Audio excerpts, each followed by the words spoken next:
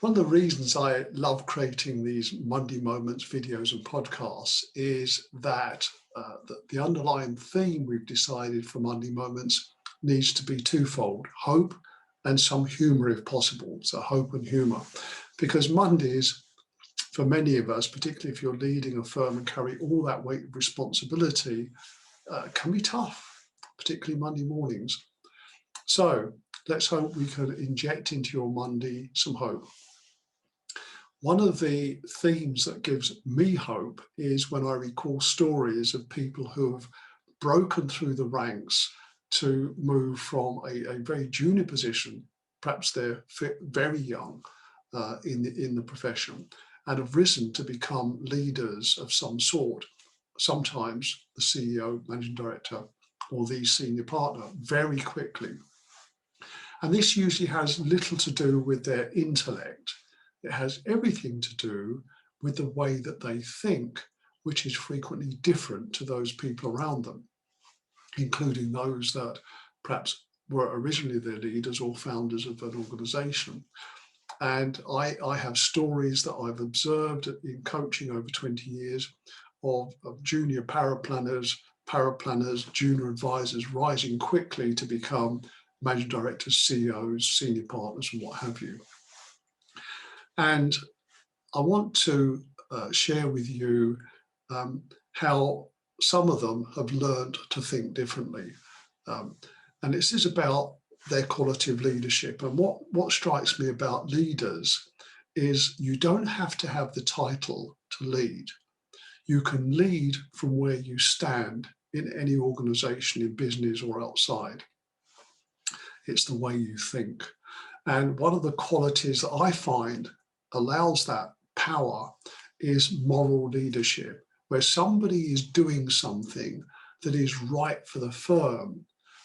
It's not necessarily popular, and it doesn't please people, but it's absolutely right for the organization at that point in the organization's history. And they may get shot at, sneered at, and told their ideas are stupid, but their moral leadership says, no, this is right for now. And you can think of examples of leaders throughout history who have taken a stand on moral leadership. And that came through last week, where I was challenged by my coach, Jane Adshead Grant, who just talked about 4 elements in moral leadership.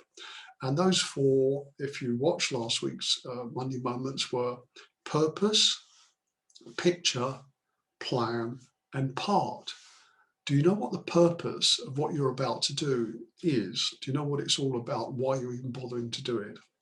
Do you understand the picture of how things would look if that purpose was actually accomplished? And do you have a plan for how to get to that picture?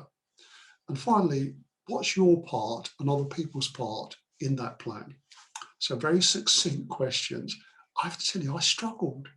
I couldn't answer them without a bit of waffle in a real-time live interview on Monday Moments.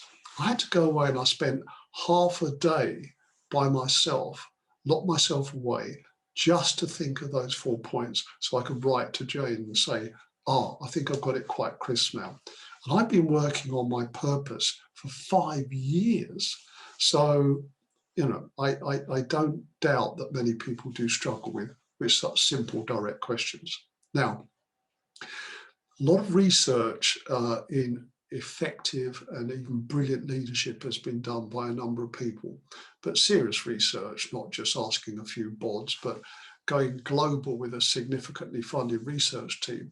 One of those research teams that I respect is the work done by Professor Robert E. Quinn on change leadership. And out of 32 leadership qualities, thankfully for you and me, who are just in these small businesses, came 4 distinct characteristics or qualities of an effective and brilliant leader who's capable of driving change and influencing people around them to change for the better. And I'm not going to give you all 4 qualities, but one of the qualities has been affecting me recently and stands out for me as one of the tough ones. And And that is the quality of this, being externally open. Externally open, meaning what? Meaning, are you and I open to other people's ideas?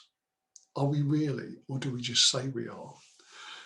Are we so ego invested in our own ideas and creativity that anybody else's ideas that disagrees with that, contradicts it, threatens us, and makes us feel very uncomfortable and sometimes even very upset? How dare they? How dare they question me, the leader, who's created this thing out of nothing by its bootstraps, and now they're questioning traditions, habits, formulas of working, my behaviour pattern, my team's behaviour pattern. How could they do that? And we're not externally open, are we? Because we're so heavily invested in thinking these ideas come from me and therefore they must be right because I'm called the leader. That's really not helpful in moving an organisation, a team, you and me, to where we could be if we were our best selves, thinking in our best ways. You and I clearly have intellect, but we can't be the most intelligent person, the most creative person, the most right person in every situation in the room we're in with the team we have. It's not possible. The people around us are hugely creative, genius intellects. They have brains, only a tiny which portion are being used at any given time. Outside of work, they show talents and gifts we simply cannot match. So these people have stuff going on inside them that if we could just harness it, would help us create a better world. Either our own personal world or our world of business or the profession we're in or the community that we serve.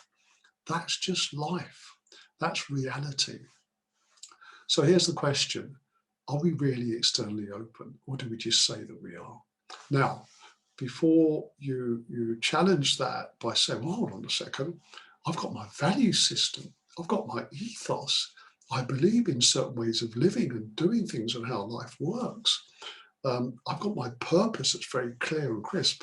I'm not going to change those things. Absolutely. And effective leaders who create better thinking in their organizations amongst everybody have to have those internally directed forces and powers. Yes, we do. Otherwise, we ride everybody else's waves. We try and be popular with everybody, and we try and please everybody. And that's how to have a sloppy organization that ends up not being directed towards anything that's wonderful. But are we externally open? So, I've had to think about my behavior recently. And luckily, I've got my wife, Wendy, who constantly reviews with me, why are you so challenged with somebody else's thinking on that subject?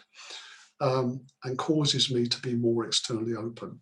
It's a tremendous power. It takes two qualities, courage and humility. Courage and humility. If we don't have those two things going for us, we're going to struggle to be externally open. We are going to be the cap on the business's creativity and capacity to do brilliant work and to rise to a brilliant height. We become the ceiling, not the people around us, it's us, because we're just not externally open to others' ideas. I leave you this thought from Team GB rowing. And if you've lived as long as I have, which is forever, I mean, Jurassic period, then you would have seen them as a team lose and lose and lose and always being second place, always being also ran, until they broke through with a number of ways of behaving.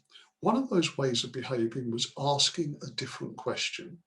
And the question that I remember, because it's so easy to remember, was this: what we're about to do, what we're about to think, the way we're about to behave, what you're about to eat and drink, does it make the boat go faster? That was a powerful question injected into Team GB's behaviour pattern. Does it make the boat go faster? So here's my challenge to you. What you're thinking right now, what you're about to make a decision on, what you're about to say to your team, how you're about to make your business behave, does it make the boat go faster? Or the ideas that are being presented to you or hesitatingly given to you that you might want to shout down, do those ideas help you make the boat go faster? That's what I'm leaving with you today. Is it whose idea is right? Or is it simply what idea is right for a better future, to be our best selves? Externally open, I'll leave that thought with you today and look forward to seeing you in next week's Monday Moments. See you there.